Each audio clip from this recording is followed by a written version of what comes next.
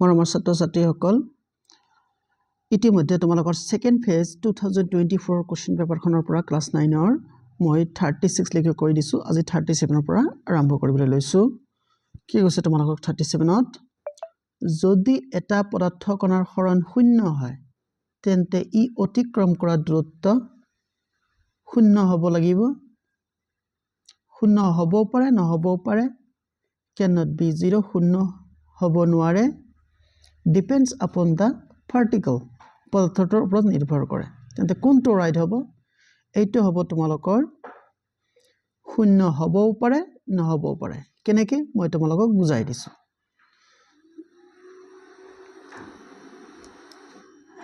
ধৰি লোৱা তোমালোকে বস্তু এটা এ বিন্দুৰ পৰা বি বিন্দুলৈ দূৰত্ব অতিক্ৰম কৰিছে এইখিনি দূৰত্ব অতিক্ৰম কৰিছে এই ক্ষেত্ৰত হৰণ ডি আৰু ডিসটেন্স ডি দুটা কিন্তু একে ফাইন আচ্ছা এই ক্ষেত্ৰত ডিৰ মান তোমালোকৰ শূন্য নহয় কিন্তু যদি বস্তুটো তোমালোকৰ সাৰ্কুলাৰ পথত ঘুৰে বৃত্তীয় পথত ঘুৰে তেন্তে ইয়াৰ হৰণ শূন্য হৰণ কি হ'ব শূন্য হ'ব মানে 0 হ'ব কিন্তু ইয়াৰ ডিসটেন্স কিন্তু শূন্য নহয় ডিসটেন্স হ'ব তোমালোকৰ 2 পাই সেই কাৰণে তোমালোকক কোৱা হ'ব যে হৰণ যদি শূন্য হয় তেন্তে আমাৰ ডিসটেন্স শূন্য হ'বও পাৰে নহ'বও পাৰে তোমালোকৰ টু অপশনটো কাৰেক্ট 38 কি কৈছে ন তলৰ কোনটো বেগ সময়ৰ লেখে একে ধৰণৰ সুষম গতিক বুজায়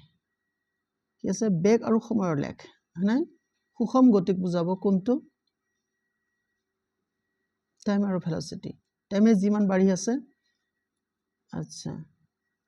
একে ধৰণৰ সুষম গতিক বুজায় এটা তোমালোকৰ কোনটো হ'ব তোমালোকে মিস্টেক নকৰিবা এটো ভেলোসিটি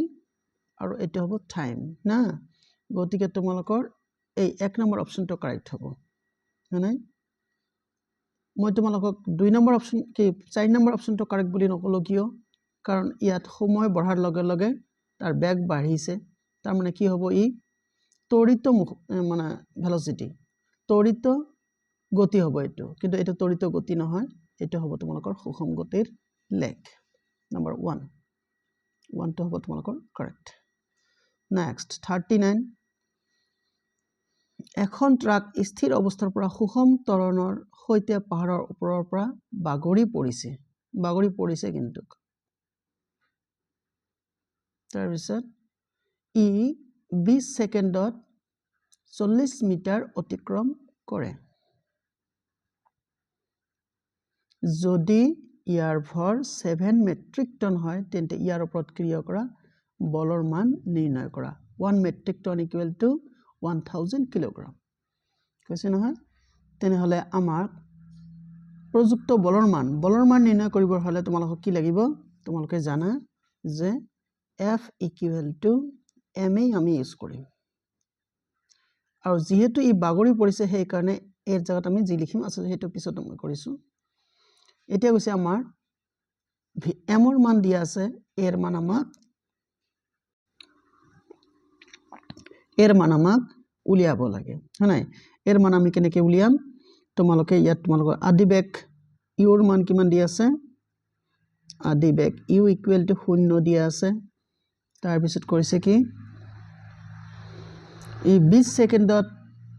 40 মিটাৰ অতিক্ৰম কৰে হয়নে এটো দিয়া আছে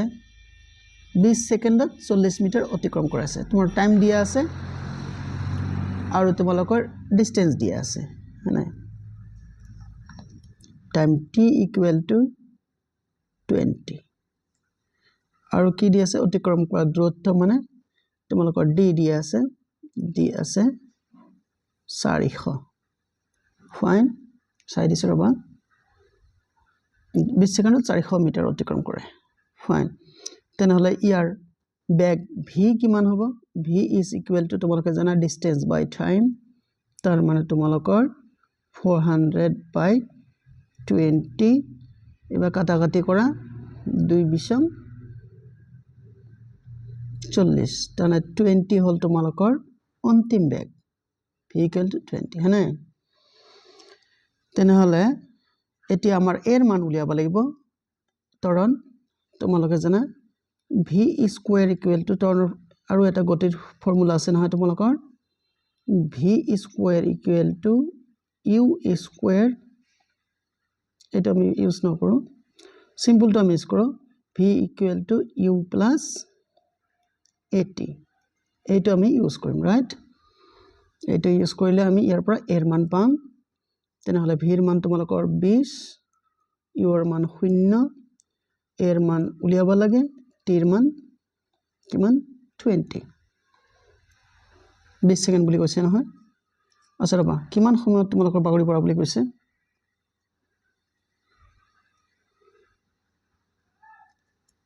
হ'ব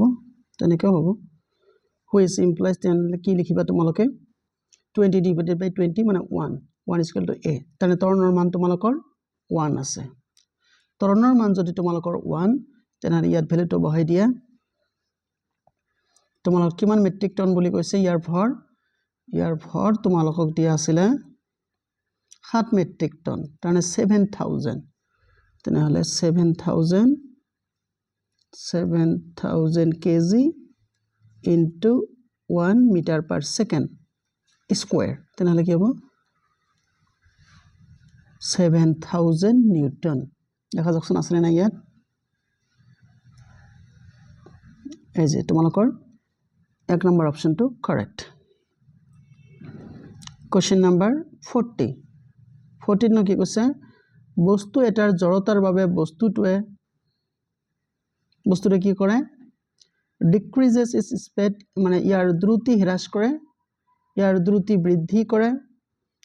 ইয়াৰ গতিৰ যিকোনো পৰিৱৰ্তনক বাধা দিয়ে ঘৰ্ষণৰ বাবে মন্থৰণ হয় কোনটো কাৰেক্ট হ'ব 3 নম্বৰটো হ'ব তোমালোকৰ কাৰেক্ট ই গতিৰ যিকোনো পৰিৱৰ্তনক বাধা দিয়ে পজিটিভ হওক নেগেটিভ হওক যিকোনো পৰিৱৰ্তনক ই বাধা দিব 40 নম্বৰটো 3 অপচন 41 টো কি কৈছে ফুটবল খেলত এজন গোলৰক্ষকে গোলপোষ্টত বল এটা ধৰাৰ পাছত হাত দুখন পিছলৈ টানি নিয়ে ইয়াৰ ফলত গোলৰক্ষকজনে কি কৰে ভৰবেগৰ পৰিৱৰ্তনৰ হাৰ বঢ়ায় ভৰবেগৰ পৰিৱৰ্তনৰ হাৰ কমায় তাৰ পিছত কি আছে বলটো হাতৰ ওপৰত প্ৰয়োগ কৰা বল বঢ়াবলৈ বলটোৰ ওপৰত বেছি বল প্ৰয়োগ কৰিবলৈ কোনটো হ'ব এটো ৰাইট আনসাৰ এইটো হ'ব তোমালোকৰ ভৰবেগৰ পৰিৱৰ্তন হাৰ কমাবলৈ মানে এই যে 2 নম্বৰটো হ'ব তোমালোকৰ ৰাইট অপচন কমাবলৈ নেক্সট কোৱেশ্চনটো কি আছিল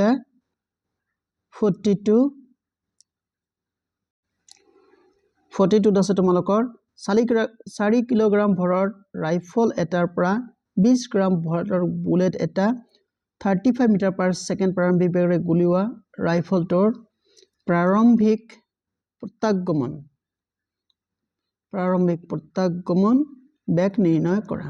এইটো তোমালোকে সিম্পল এটা ফৰ্মুলা ইউজ কৰিবা কোনটো formula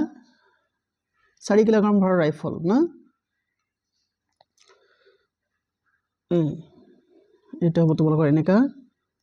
m1 v1 is equal to m2 v2 এইটো ফৰ্মুলা ইউজ কৰিলে তোমালোকৰ কাম শেষ m1 তোমালোকৰ ৰাইফলৰ ভৰ যদি ধৰা 4 কিলোগ্ৰাম মানে 4 কিলোগ্ৰাম কি আছে আমি কি উলিয়াব লাগে মিটাৰ পাৰ সেকেন্ড দিছে সেইকাৰণে তোমালোকে মিটাৰ পাৰ সেকেন্ড যেহেতু কেজি মিটাৰ পাৰ সেকেন্ড না কিলোগ্ৰামে থাক গতিকে তোমালোকে 4 লিখা ইয়াত তোমালোকে 4 লিখিলা আৰু বেগ কিমান আছে ৰাইফলৰ বেগ আমাক উলিয়াব লাগে তাৰনে v1 আৰু m গুলিৰ ভৰ কিমান আছে 50 গ্ৰামক কেজিলৈ ৰূপান্তৰিত কৰা তেনেহলে 50/1000 লিখিলা ইনটু v2ৰ মান কিমান দিয়া আছে 35 মিটাৰ পাৰ সেকেন্ড তেনেহলে তোমালোকে লিখিবা এবাৰ 35 মিটাৰ পাৰ সেকেন্ড এতিয়া আমি ক্যালকুলেশন কৰিলে ভিৰ মান উলিয়াব পাৰিম ফাইন কেনেকৈ কৰিম আমি এটো এই শূন্য আমি এই শূন্য কাটিলো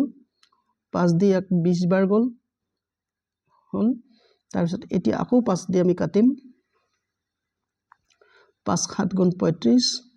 5 4 গুণ 20 হয়নে তেনেহলে কি হ'ব আমাৰ ক্ৰছ মাল্টিপল আমি ব্যৱহাৰ কৰিম v1 is equal to ওপৰত 7 7 এ থাকিল তোমালোকৰ তাৰ পিছত 4 4 গুণ 16 তলত 16 থাকিল আচ্ছা 7/16 এতিয়া 7 ক আমি 16 দি হৰণ কৰো 16 ভাগ না যায় ডেসিমেল ললা 0 4 বাৰ দিলে 64 এতিয়া তোমালোকে সাবট্ৰাক্ট কৰা 6 6 0 3 বাৰ আচ্ছা 0.43 অপশনটো আছে নাই দেখোন আছে তোমালোকৰ এক নম্বৰ অপশনটো correct metre per second 0.43 fine আচ্ছা ইয়াত মই লিখি দিছো কোনোবা নোট কৰিব পাৰিবা 0.43 মিটাৰ পাৰ সেকেন্ড লাষ্ট তোমালোকৰ 43 কোৱেশ্চনটো কি আছিল দেশৰ বাবে ম্যালেৰিয়া হয় এটা তোমালোকে মনত ৰাখিব মুখস্থ বিদ্যা ম্যালেৰিয়া কিহৰ কাৰণে হয় প্ৰটোজোৱা মানে হে প্ৰটোজোৱাটোৰ নামটো কি তোমালোকে কমেন্টত লিখিবলৈ চেষ্টা কৰিবা প্ৰটোজোৱাটোৰ নাম কি হ'ব ম্যালেৰিয়া আশা কৰিছো তোমালোকে কমেন্টত আনসাৰটো লিখিবা নোৱাৰিলে তোমালোকে কমেন্ট কৰিবা মই তোমালোকক নেক্সট ভিডিঅত বুজাই দিম তোমালোকে ভিডিঅটো ভাল পাব বুলি ভাবিলো লাইক কমেন্ট শেয়াৰ কৰিবা আৰু প্লিজ মোৰ চেনেলটো সাবস্ক্ৰাইব কৰি তোমালোকে টিউনিং হৈ থাকিবা তোমালোকৰ নেসেসাৰী ইনফৰমেশন বিলাক দি থকা হ'ব যাতে তোমালোকে সেকেন্ড ফেজ এক্সামিনেশনটো ভালদৰে পাস কৰিব পাৰা সোৱাৰ কাৰণে ধন্যবাদ